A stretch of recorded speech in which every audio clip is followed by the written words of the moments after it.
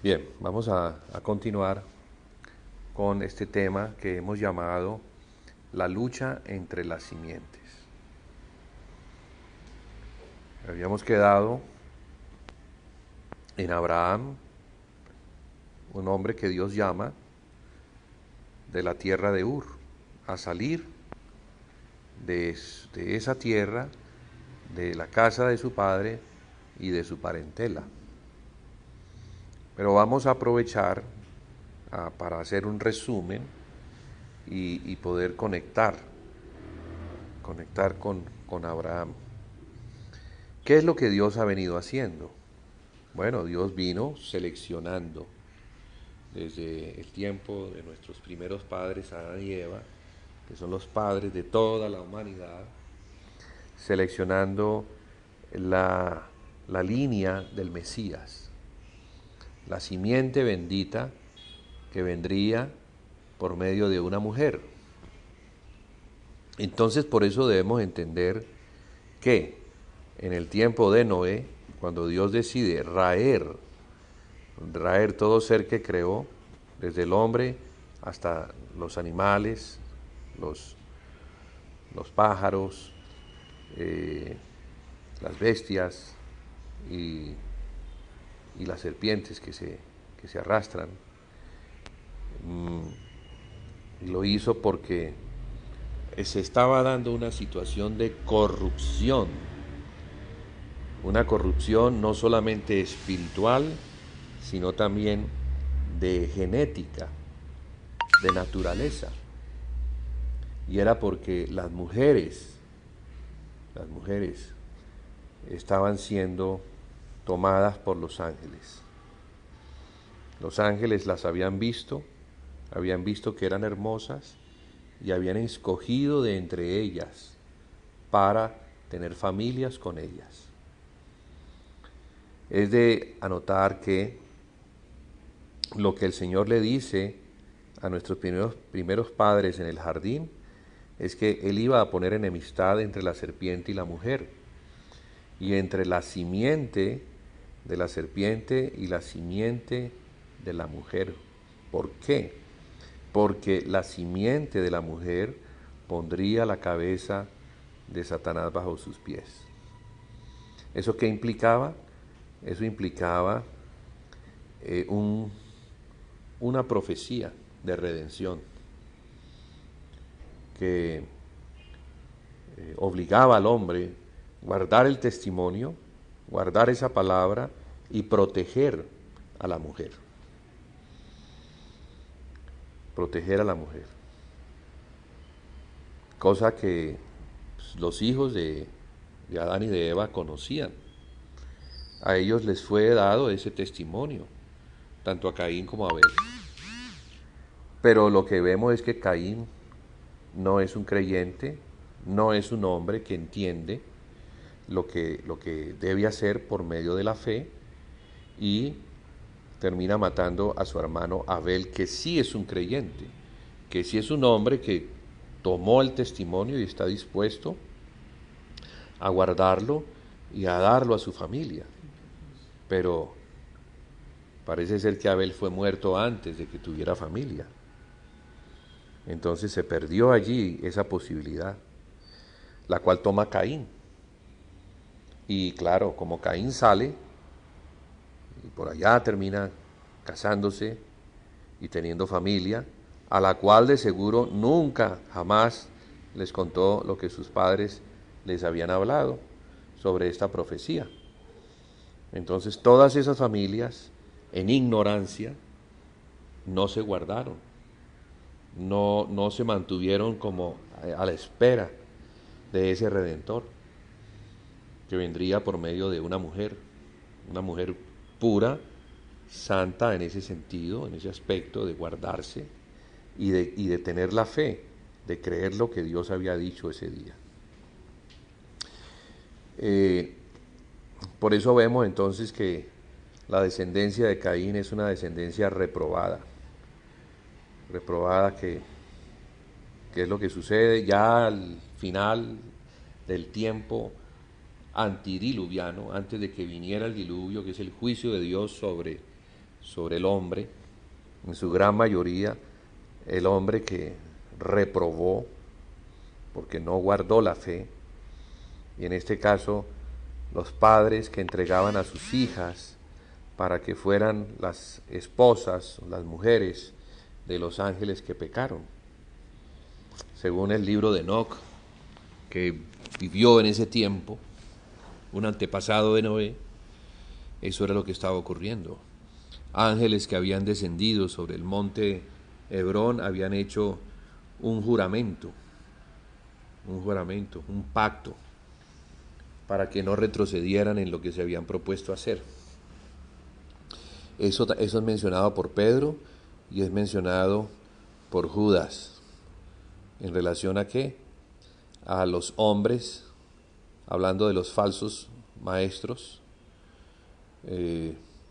menciona la condición de ellos, ¿no? Similar a aquellos de Sodoma y de Gomorra, que estaban en relaciones ilícitas, ¿sí? Contra natura, de la misma manera que los ángeles que pecaron. Entonces, fíjese que ya en el Nuevo Testamento ellos conocen la situación que ocurrió en el tiempo de Noé. Relaciones contra natura. Y esas relaciones contra natura, ¿cuáles eran? Pues la naturaleza angélica con la naturaleza humana, que al mezclarse estaban dando unos hijos mutantes, híbridos, no puros, corruptos. Por eso entonces viene el juicio de Dios, no solamente por los hijos, sino por lo que esos hijos, que tendrían también hijos, porque seguramente se casarían, dando una raza que no es la raza humana. Entonces esa raza que no es humana, enteramente humana, puramente humana, no podría ser la raza que tendría al Mesías. El Mesías no podría venir por allí, porque el Mesías tiene que venir como hombre puro, para que Dios lo pueda recibir y lo pueda aceptar en su pureza como hombre. Pero no, eso se estaba corrompiendo. Entonces podemos entender que el juicio de Dios fue justo en ese sentido, ¿no? Porque dice que Noé fue hallado justo y perfecto en sus generaciones. Noé halló gracia porque fue hallado justo. Quiere decir que era perfecto en sus generaciones. Sus generaciones es que sus ancestros eran puros y sus hijos eran puros. O sea que lo único puro que Dios encontró fue la familia de Noé. El resto estaba reprobado.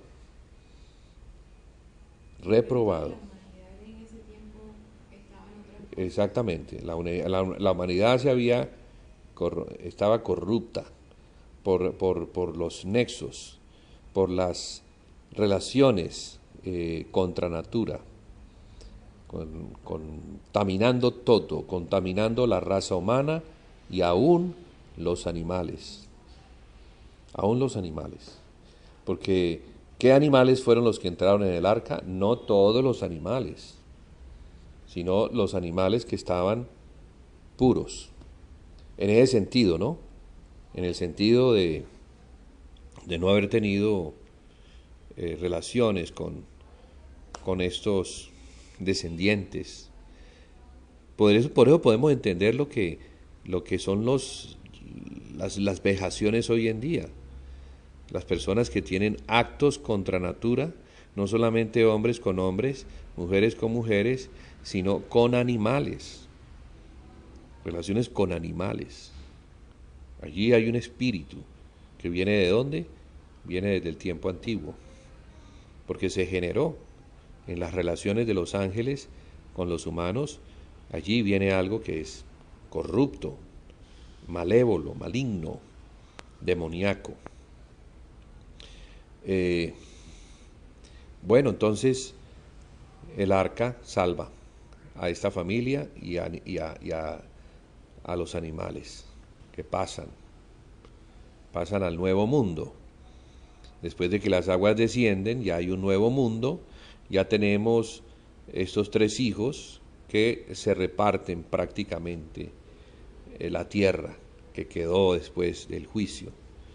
Para el norte coge Jafet, para el sur, el África, coge Cam. Bueno, van caminando, ¿no? Y en la medida en que sus hijos van creciendo y van tomando mujeres, pues la tierra también va siendo llenada, ¿no? De esta descendencia. Pero esta es la descendencia que vio el diluvio, la descendencia que oyó de sus padres, porque son los hijos de Noé que estaban en el arca. Los que ya nacieron, ellos no participaron, pero sí oyeron de sus padres. Oyeron de sus padres lo que Dios hizo y el por qué lo hizo. O sea que era claro para ellos el juicio de Dios, perfectamente claro. Estaba muy fresco en la mente de estas gentes, que Dios no tolera esa clase de contaminación y que se tienen que guardar porque todavía el Redentor no ha llegado. Entonces, sigue todavía el plan, ¿no? De esperar, de guardarse en pureza. Las mujeres deben creer en ese testimonio que se dio en el día en que pecaron y que ha ido pasando de generación en generación. Pero ¿qué es lo que nos da a entender la Escritura? Que solamente Sem es el que guarda el testimonio. Sem es el que responsable de tener la posta ahora, testimonio, un testimonio en carreras de postas, es el que recibe el testimonio y lo pasa a otro. Entonces es un legado, ¿no? Y ese legado, en este caso, es la palabra que recibieron nuestros padres, esa profecía de que vendría un redentor y que nacería de una mujer. Entonces todo el mundo tenía que estar pilas en eso, guardándose, pero no se guardaron, porque no creyeron, unos no creyeron, entonces no dejaron de comunicar esto a sus hijos, que si yo no creo, pues entonces yo ¿por qué le voy a contar a mi hijo? Entonces si mi hijo no recibe el testimonio, ahí se pierde. Lo que podemos ver es que solamente Sem es el que fue fiel al guardar el testimonio que lo pasó de generación en generación hasta que llegó a Taré, que es el padre de Abraham. Y Abraham conocía este asunto. Entonces ahora estamos allí, ¿sí? Pero ¿qué pasa antes? Tiempo antes, el asunto de Babel, con Nimrod, que es un descendiente de Cam. Cam tiene un hijo llamado Cus, y Cus tiene un descendiente llamado Nimrod.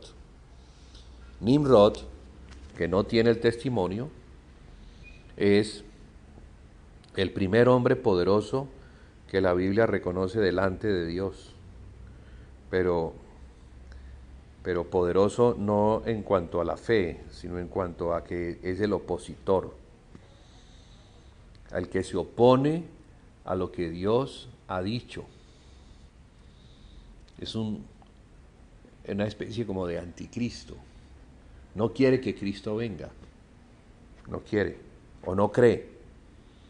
Él piensa que esos asuntos de sus padres, de sus abuelos, eso que le contaron desde allá, eso no, eso es un cuento, eso es una leyenda, un mito.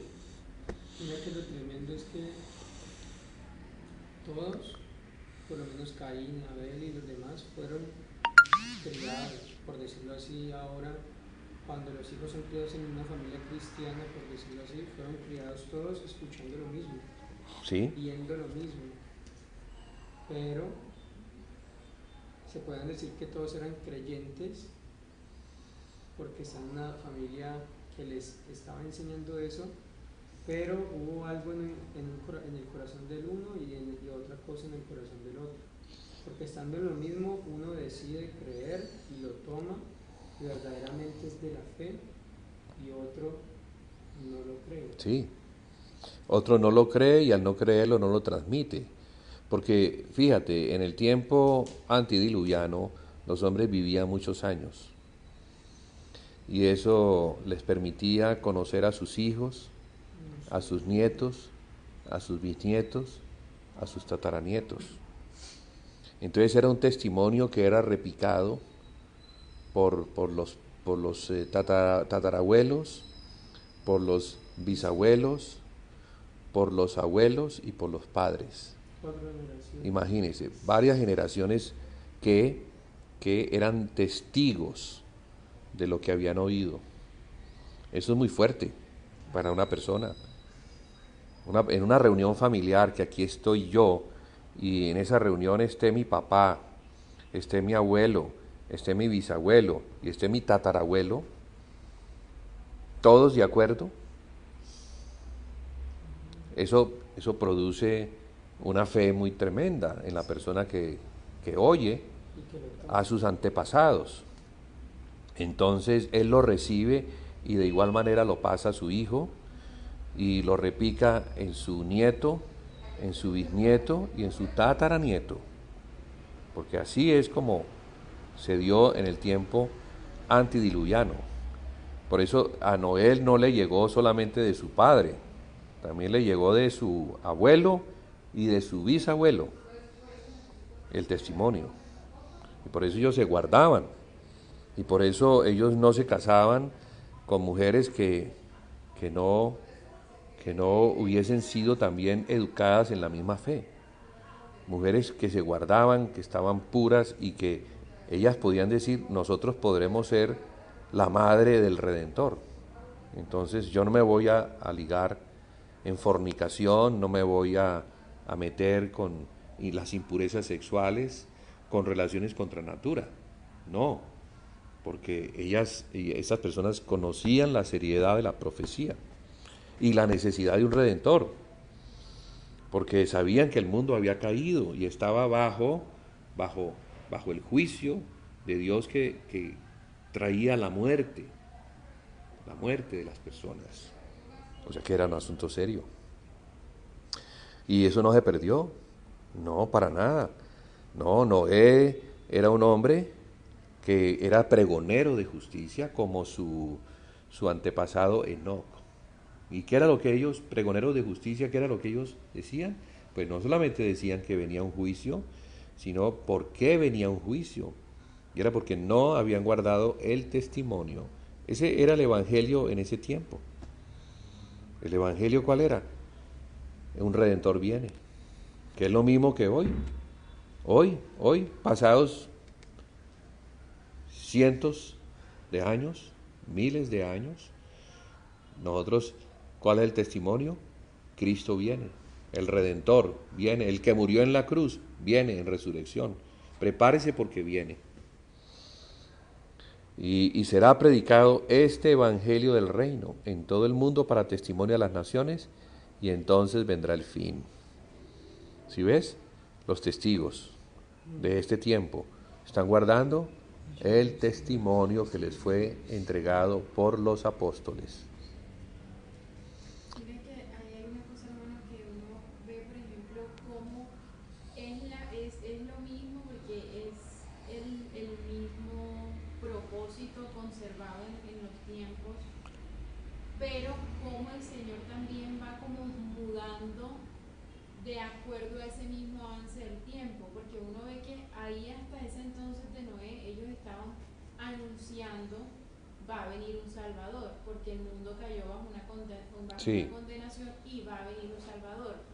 Luego entonces Abraham viene y dice, bueno, entonces no solamente va a venir el Salvador, sino que en todas las naciones, o sea, todas las naciones van a ser benditas en ese Salvador. Sí, y ahí claro. va la cosa como aumentándose. Ya ahora estamos en el tiempo de, como ha venido el reino de los cielos. Entonces nosotros, por ejemplo, ahora no podríamos estar anunciando, no, va a venir un Salvador que va a morir en la cruz. No, ya no. Vino el Salvador, murió en la cruz, Sí. ahora va a volver a venir. O sea, cómo también uno tiene que ver como a la par de lo que el Señor Claro, está haciendo. claro, el testimonio va aumentando.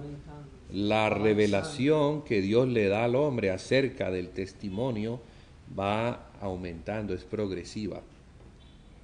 Lo que Abraham recibió, las palabras que Abraham recibió, no están en contra de lo que recibió Adán, pero son una ampliación, un detallado de eso mismo.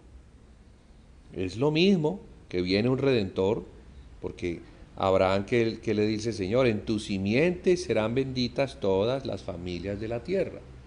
Y más adelante le dice, en tu simiente serán benditas por cuanto oíste mi voz y creíste, en tu simiente serán benditas todas las naciones de la tierra. Ahora ya es un asunto mundial, no solamente familias, un asunto familiar, sino ahora un asunto mundial. Una pregunta, hermano Julián. Hasta ese entonces, para ver si eso me permite entender algo que quiero comprender, hasta ese entonces solamente existía la humanidad hasta ahí, hasta donde estamos hablando desde ayer. O sea, no existían naciones. No, ya las naciones estaban, porque es que esa partecita nos la hemos saltado y por eso quiero regresar a la Torre de Babel. A la Torre de Babel, porque en el tiempo de Babel no existían las naciones. Era un solo pueblo en toda la tierra. Sí, era un pueblo, por lo menos los descendientes de Cam, en la línea de Cus, Nimrod, ellos se movieron desde donde el arca se asentó en Ararat, se movieron hacia el sur. Si uno ve en un mapa, entonces es una línea como muy hacia el sur, buscando un lugar, y llegaron a una llanura, y en esa llanura les pareció bien hacerse, que es la llanura de Sinar, que se encuentra entre dos ríos, por eso se llama Mesopotamia, en medio de dos ríos. Sí, los descendientes de Cus, Nimrod. Nimrod es el hombre que los va dirigiendo, ¿sí? Es el Adalit, el jefe, el hombre fuerte de ese tiempo.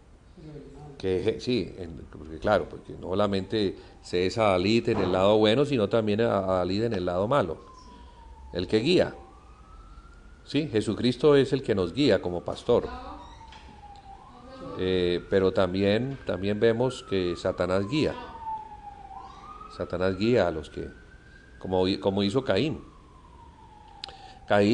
fue el padre de una generación a la cual él como padre, como abuelo y bisabuelo y tatarabuelo, pues los guió por el camino perverso, el camino del anticristo, de la simiente de la serpiente, que es el anticristo, contra Cristo, o sea, contra el Redentor, contra aquel que es el Salvador. Ese es el espíritu del anticristo, el que presenta otro evangelio, y ese otro evangelio quita a Cristo como Salvador y pone otra cosa.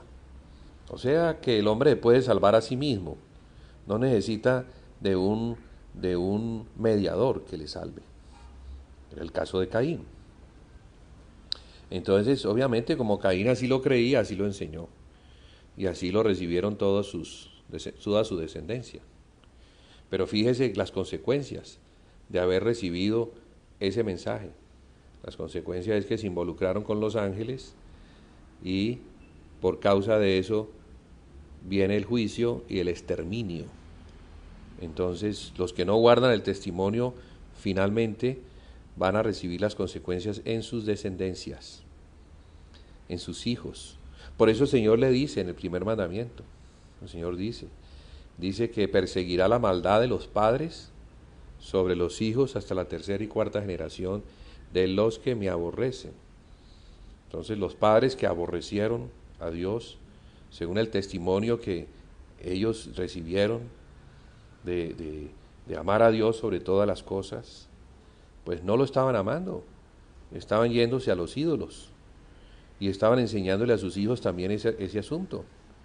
Entonces va a caer un juicio de exterminio sobre las personas que abandonan a Dios, que abandonan el testimonio, que abandonan la palabra, que abandonan la fidelidad. ¿Sí? Entonces ese era el caso en el tiempo postdiluviano. En el tiempo postdiluviano tenemos a los descendientes, hijos de Noé, unos guardando el testimonio y otros no guardando el testimonio. Porque si Cam hubiese sido fiel al testimonio, de seguro que hubiera educado a sus hijos. Y cuando digo sus hijos, pues están incluidos sus nietos, sus bisnietos, sus tataranietos. ¿Sí? Como un patriarca. Un patriarca no solamente entrega una herencia natural, sino que entrega la herencia espiritual. En este caso, la herencia espiritual es la redención. Yo recibo el mensaje de la redención, yo sé que ese Redentor algún día va a morir por mí, y aunque yo voy al Seol, ese Redentor me va a sacar de allí. Eso era lo que David en el Salmo decía: yo sé que no dejarás mi alma en el Seol. ¿Por qué? Porque también el testimonio había llegado hasta el tiempo de David. David fue fiel al testimonio. Claro. ¿Cuál? Que el hijo de la mujer pondría la cabeza de Satanás bajo sus pies, y eso ya se entendía qué significaba. Derrotaría al maligno que trajo la muerte, porque eso fue lo que sucedió. Ellos sabían claramente, al ser expulsados, lo que aconteció por haber comido. Entonces, el testimonio era clarísimo: pecamos, y por cuanto pecamos fuimos expulsados. Y por cuanto fuimos expulsados, no pudimos comer del árbol de la vida. Y al no comer del árbol de la vida, la muerte cayó sobre nosotros. Entonces hay un juicio de muerte sobre nosotros por haber pecado. Pero también hay una palabra de esperanza que dice que un día un hijo de la mujer derrotará a la serpiente. ¿Eso qué quiere decir? Que nos sacará del Seol. Nuestra alma que va a ir al Seol por causa del pecado, alguien la va a sacar de allí. ¿Sí me entiendes? O sea que eso estaba clarísimo. Es que el Evangelio no solamente es que había que sacrificar animales, Es que no solamente. Que porque ellos vieron el sacrificio, pero el testimonio era sacrificar y ya. No era. Porque el testimonio de sacrificar era que se estaba anunciando desde antes lo que iba a pasar más adelante.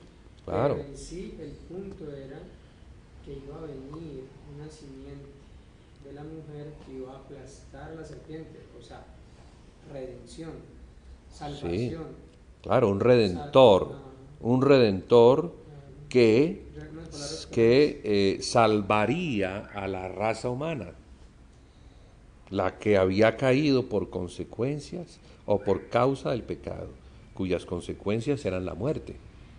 Entonces la muerte era la evidencia de ese pecado. Quedó como evidencia que ellos morirían. Así durarán muchos años, porque en ese tiempo los hombres duraban muchos años, pero finalmente morían. Entonces pareciera que iban a vivir eternamente, pero no vivían eternamente. A los 600 años morían, a los 700, Matusalén, a los 999 años. Le faltaron 2 años para llegar al milenio, pero no llegó. Murió. Y murió 2 años antes del juicio del diluvio. ¿Eso qué quiere decir? Que Matusalén estuvo con Noé. Seguramente le ayudó a Noé a construir el arca, porque estos hombres eran pregoneros de justicia. Entonces uno dice, uy, Noé solamente construyó el arca con sus hijos. No, las generaciones que venían atrás, ellos también colaboraron, contribuyeron, estuvieron en el asunto. Eran como, digamos, la iglesia hoy en día, todos edificando, todos trabajando, todos sabiendo que viene un juicio de Dios y que bueno, el arca es el medio que Dios va a usar para salvar. Entonces, esas generaciones estuvieron involucradas. Es lo mismo, ¿no? No, igual, claro, igual. O sea, es un evangelio que hoy lo tenemos más claro. Ajá. Para nosotros ya es un hecho que el hijo de la mujer, que la simiente de la mujer nació y derrotó a la serpiente. Y la derrotó al punto que descendió a las partes más bajas de la tierra y de allí la cautividad se la llevó. Él ascendió, en su resurrección se llevó a los cautivos. En su resurrección se llevó a Adán, a Eva, a Abel, a Set, a todo ese linaje que sabía por lo que conocían que ese hijo de la mujer en el futuro los sacaría de allí. Entonces para ellos era muy importante vivir sus vidas guardando el testimonio, o sea, protegiendo algo que era precioso para la humanidad y para ellos mismos. ¿Por qué? Porque el guardar a mis hijos implicaba que a mis hijos, a mis nietos, a mis bisnietos, que ellos siendo fieles iban a guardar a sus mujeres, a sus hijas, para que fueran la madre del Mesías. No sabemos quién va a ser, pero tenemos que guardarnos, porque ese Mesías sacará mi alma del Seol. ¿Me entiendes? O sea que era un asunto de eternidad, cosas que implicaban mi salvación eterna. No la voy a ver hoy, pero la voy a ver si la generación futura es fiel. Y para que la generación futura sea fiel, yo tengo que determinar, trabajar por eso. Mi vida será un testimonio que mis hijos vean, que mis nietos vean, que mis bisnietos vean. ¿Y cómo uno se determina eso, a trabajar por eso? ¿Ah? ¿Uno cómo se determina a trabajar por eso? Bueno, en el tiempo de Noé era construir el arca. En el tiempo de Noé era construir el arca. El arca era la demostración de que ellos estaban creyendo. Edificar la casa. Estaban creyendo que venía un juicio sobre los reprobos, sobre los que no guardaron el testimonio, sobre los que entregaron a sus mujeres, sobre esos hombres perversos o en ignorancia, digo yo, o también oyendo, porque los pregoneros les mostraban a ellos, mire, es que nosotros tenemos un testimonio. ¿Y cuál es el testimonio? Este es el testimonio, que viene un Redentor. Debemos guardar nuestras hijas, van a ser las mujeres del Mesías, y tú no te puedes involucrar allá en lo que te estás involucrando. Entonces algunos dirían, no, qué cuentos, eso no fue lo que me enseñó mi papá, ni mi abuelo, ni mi bisabuelo, eso no fue lo que enseñó Caín. De hecho, la historia que me contaron es que Caín tuvo que matar a su hermano porque su hermano era perverso.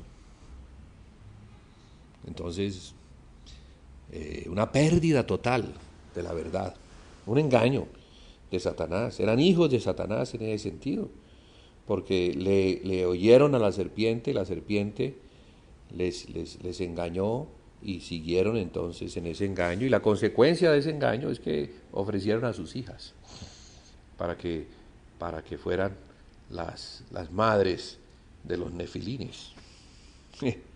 No del Mesías, sino de los nefilines, que se iban a tomar y se iban a apoderar del mundo para destrucción. Entonces, ¿qué tenemos? Tenemos a Nimrod, un descendiente de Cam, un enemigo de Dios, un tipo de anticristo. ¿Qué fue lo que hizo? Levantar una torre que llegara al cielo. Mire que ¿Cuál era el testimonio? Era levantar altares, era sacrificar, era reconocer que sin derramamiento de sangre no hay remisión de pecado.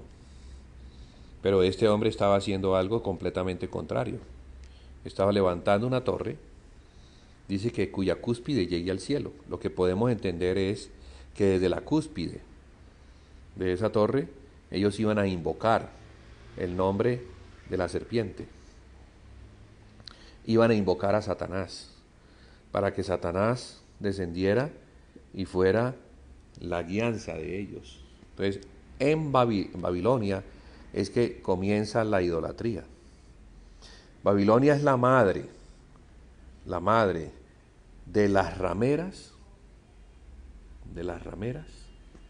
o sea, de las que se acuestan con los demonios, porque allí viene toda esa enseñanza de tener relaciones con los demonios, con los dioses. Allí comienza a contemplarse y adorar los cielos, el sol, la luna, todas estas cosas en el reino de Nimrod, que estaba conformado de las ciudades que él fundó, entre ellas fundó Babel, y fue en Babel donde comienzan estas construcciones, ¿no? Para la invocación, no de Dios, porque no se invoca el nombre del Señor por medio de un altar, por medio de un sacrificio, no, ya no. Allí que comienza ya es a invocar a Satanás, invocar a los demonios, a establecer en la tierra un culto a los demonios. ¿Sí? Porque la Biblia nos dice que allí comenzó todo. El origen de la idolatría comenzó en Babilonia. El misterio religioso comenzó en Babilonia. Allí en Babilonia. Entonces, ¿qué pasa? Dios mira esta situación, desciende, se encuentra que todos están en un propósito y nadie los va a hacer cambiar. Están determinados, han sido ya adoctrinados para hacer lo que quieren hacer. Entonces, ¿qué hace el Señor? Confunde las lenguas. Esa fue la manera que Dios usó para...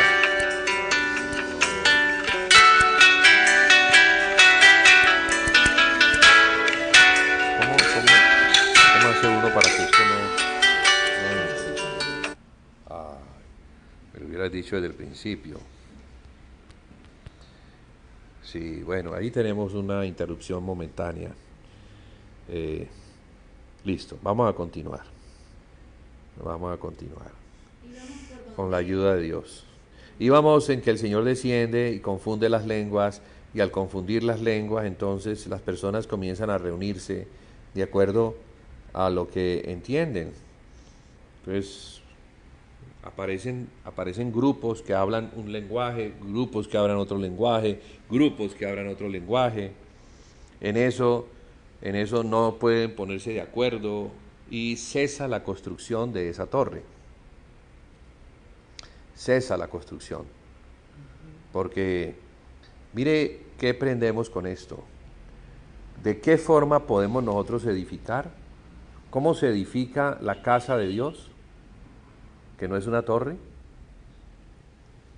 Sí, es una casa que tiene una escalera que permite que ángeles suban y bajen. Eso es Betel, casa de Dios y puerta del cielo. Pero la Biblia dice que para poder edificar debemos estar unánimes. Que la edificación es esta hasta que lleguemos a la unidad de la fe. O sea, a la unanimidad. A tener un mismo corazón y un mismo sentir. De eso se trata la edificación de la casa de Dios. Pues la torre de Babel se estaba dando porque había unanimidad. Porque eran de un mismo corazón y de un mismo sentir, pero en el mal. En el mal. Y vienen las lenguas, que produce la dispersión, la confusión no se entienden, no tienen un lenguaje. Pásame un martillo, no entienden. Se acaba esa edificación. En sentido contrario y bueno, cuando se inicia la construcción de la casa de Dios, ¿qué es lo que ocurre? Descienden lenguas, como en forma de fuego, y los hombres comienzan a hablar lenguajes angelicales. Y esos lenguajes angelicales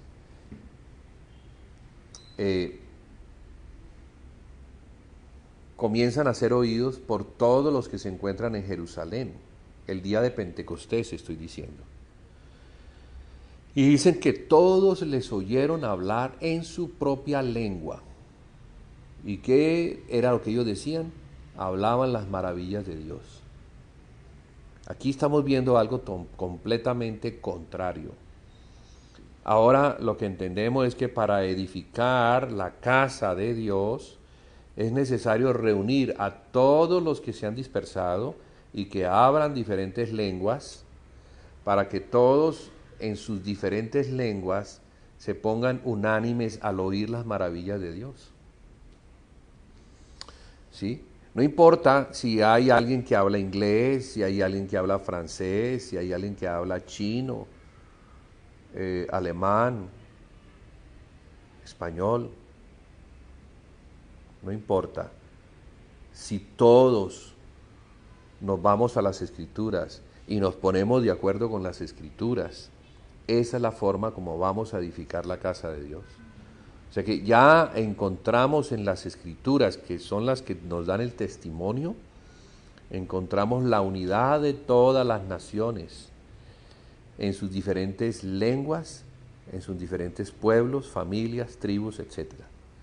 Esa es la forma como Dios hoy está atrayendo a todos los pueblos a Cristo. Pero fueron dispersados en el tiempo de Babel, porque no estaban edificando la casa de Dios, no estaban llevando el testimonio que les obligaba a edificar algo para Dios, que les permitiera invocar su nombre. Porque recordemos que el hijo de Set es el que comienza, a partir de allí, comienzan los hombres a invocar el nombre del Señor. Ya habíamos dicho que es porque Set le habla a su hijo. Entonces ya son dos. Ya no es solamente el padre, sino que ya es el hijo, ya hay dos que están de acuerdo para invocar el nombre del Señor. Entonces lo que Dios está buscando es el acuerdo, los testigos. Los testigos. Si dos o más se ponen de acuerdo en mi nombre, entonces yo estaré allí. Invoquen mi nombre y yo voy a estar allí. Uri, los dos testigos, eso sería lo de más adelante. No, eso ya vamos para más adelante, porque el Señor va a lograr eso. El Señor va a lograr al final del tiempo dos testigos, que son dos pueblos, no dos personas. No, el Señor no está interesado en que sean dos individuos ya. Al principio sí, al principio eran Set y su hijo, pero al final del tiempo ya son pueblos, ya son naciones. Por eso dice que son dos candeleros y dice que son dos olivos, enseñando que los olivos representan naciones, pueblos, y los candeleros representan iglesias, algo que es del Señor, ¿no?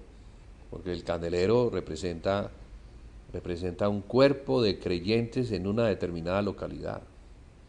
Eso es un candelero. El candelero de la iglesia de Tiatira, el candelero de la iglesia de Esmirna, el candelero de la iglesia de Laodicea, el candelero de la iglesia de Éfeso, etc. Había 7 candeleros que representaban 7 iglesias. Y asimismo entonces, para definir qué iglesias son, el Señor dice que son 2 olivos. Entonces allí ya nos ubica. Sabemos que esos 2 olivos son el olivo natural, que representa a la nación de Israel, y el olivo silvestre que representa a los gentiles, o sea, todas las naciones gentiles, todas, ¿sí? Están representadas en el olivo silvestre. Pero el natural es Israel. Y es en el natural en que las ramas del olivo silvestre fueron desgajadas para ser injertadas en el natural, a fin de que fuéramos un solo pueblo. Entonces, de los dos, el Señor ha hecho un solo pueblo. Pero para poder hacer un solo pueblo, tuvo que cortar las ramas del natural e injertarlas las ramas del silvestre e injertarlas en el natural. O sea, la misma escritura se encarga de darnos la interpretación. No hay necesidad de tener interpretaciones imaginarias. No, la escritura se encarga, porque ella es responsable de mostrar lo que está diciendo. Entonces, cuando se habla de dos olivos en el capítulo 11 de Apocalipsis, de los dos testigos, que son dos testigos, que muchos han dicho que son dos individuos, y algunos dicen que son Enoc y Elías o Moisés. Bueno, hay distintas teorías en ese sentido, pero no se ajustan a la revelación, porque la revelación que dice, sí, son dos, pero es que puede haber dos pueblos, y en eso el Señor no está fallando. Dos pueblos, ¿qué significa? Multitudes. Dos naciones, multitudes. Dos ciudades, multitudes. Dos candeleros, ahora sí se define. Dos candeleros son iglesias en una determinada localidad. Ahí ya está definido. Entonces ya no son dos individuos, sino que conforme a la revelación neotestamentaria, que dice que el Espíritu Santo sería derramado sobre toda carne, porque antes el Espíritu Santo era derramado sobre los escogidos, y no se podía derramar sobre carne que no fuera escogida, estaba prohibido.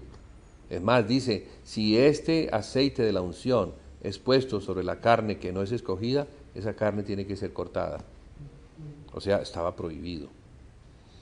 El Señor solamente en ese tiempo escogió individuos que eran tipo de Cristo, tipo de la realeza de Cristo o tipo del sacerdocio de Cristo, pero ya sabemos por la revelación que Cristo no está solo, que la unción que viene sobre la cabeza de Aarón, tipo del sacerdocio de Cristo, desciende hacia las vestiduras, y las vestiduras somos nosotros, la iglesia. Entonces es una unción corporativa, la que descendió el día de Pentecostés, ese día que desciende la unción para que fueran testigos, y me seréis testigos. No dice, y tú, Pedro, serás mi testigo. No, ustedes, los que estén ese día, y había 120 personas, ustedes me serán testigos cuando haya descendido sobre ustedes la unción. Entonces, eso ya estaba escrito en el libro del profeta Joel, que en los postreros tiempos el Espíritu se derramaría sobre toda carne, no sobre un individuo, sino sobre toda carne, porque ya es el cuerpo de Cristo, ¿verdad? Ya es sobre Cristo, el nuevo hombre, y su cuerpo, la iglesia.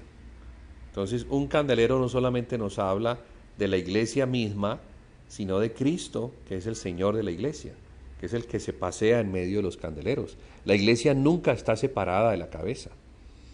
La iglesia jamás está separada de su Señor, porque Él es el que la compró, es suya.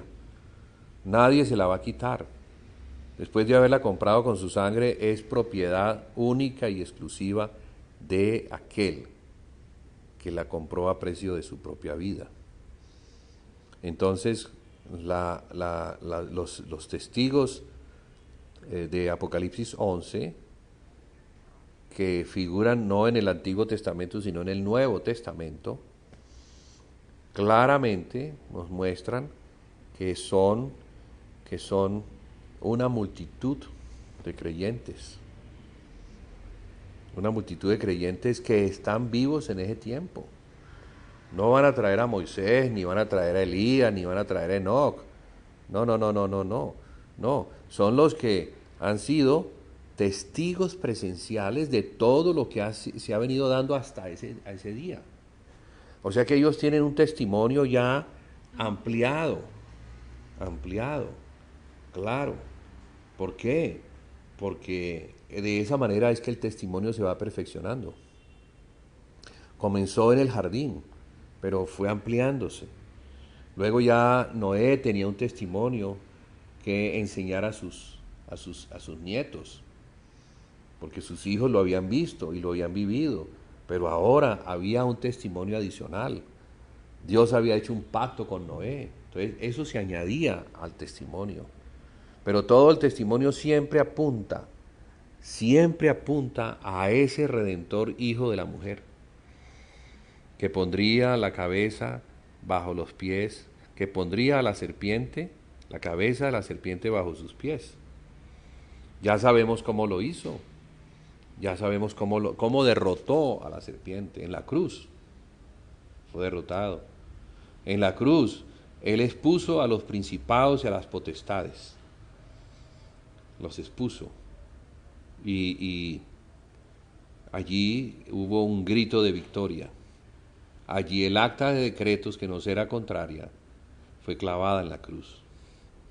Entonces hubo una derrota. Satanás fue derrotado. Sí.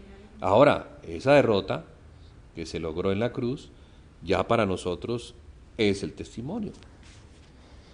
Ya para nosotros es el arma que nos permite derrotar de la misma manera que el Señor derrotar a Satanás, pero no por nuestra fuerza, sino por la fuerza de Él, por el poder de Él, por la fidelidad de Él, porque Él sí fue el testigo fiel que guardó todo, absolutamente toda la recopilación de las palabras que habían sido dadas.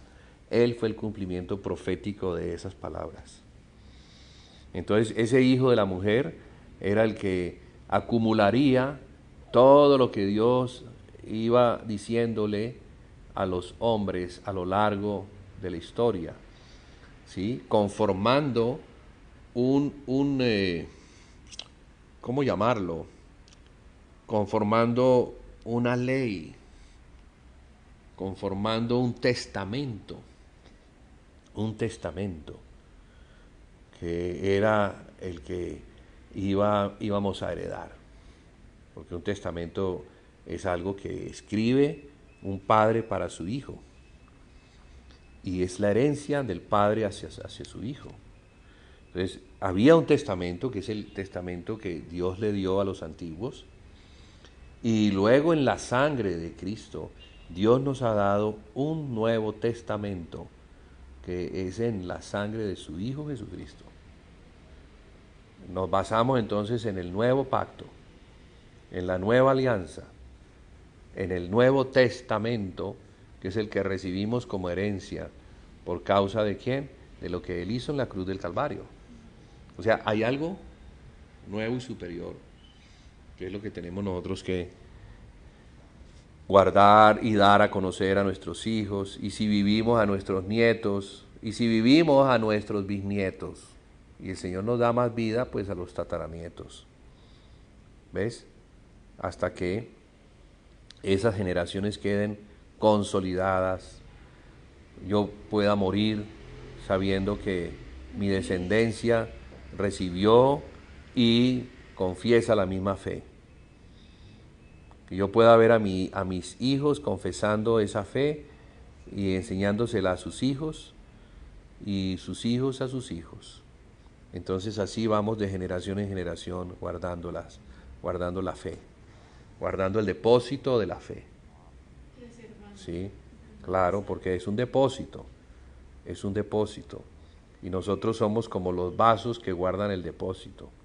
sin dejar regar ninguna gota. No, ya tenemos un contenido, tenemos algo que el Señor dio a los apóstoles, que eso ya se convierte en el depósito de la fe, que nos muestra que no es por obras, sino que es por gracia, por medio de la fe, como ha sido desde el principio. Porque así fue desde el principio. Abel lo recibió, Abel lo creyó, no es por obras, no es por mi esfuerzo, no es por mis grandes capacidades, no es por el sudor de mi frente, no, sino por el poder de Dios, que se manifiesta en un mediador. Ese es el poder de Dios que se manifiesta en un mediador que iba a entregar Él en propiciación por los pecados de la humanidad. Al principio pues eran corderos, y los corderos estuvieron hasta el día de Jesús. Eso era lo que se sacrificaba, animales. Eso era como la cena.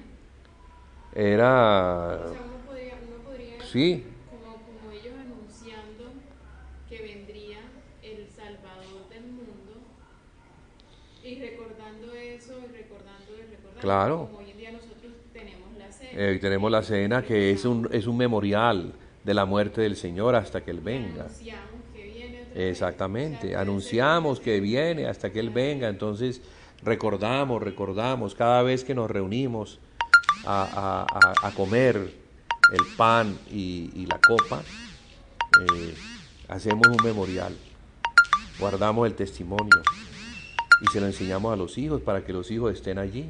vean y hagan. Claro, los hijos preguntarán, ¿y eso qué es, papá, mamá? ¿Qué es lo que ustedes hacen allí? Hijo, esto es lo que significa la cena. Entonces vas creciendo en la fe, y cuando estés listo de entender y de recibir por la fe el testimonio, entonces te puedes bautizar en el nombre de Jesús. Y ya puedes cenar y participar de lo mismo. Y lo vas a enseñar también a tus hijos, para que tus hijos lo enseñen a tus hijos. Y así estemos hasta que el Señor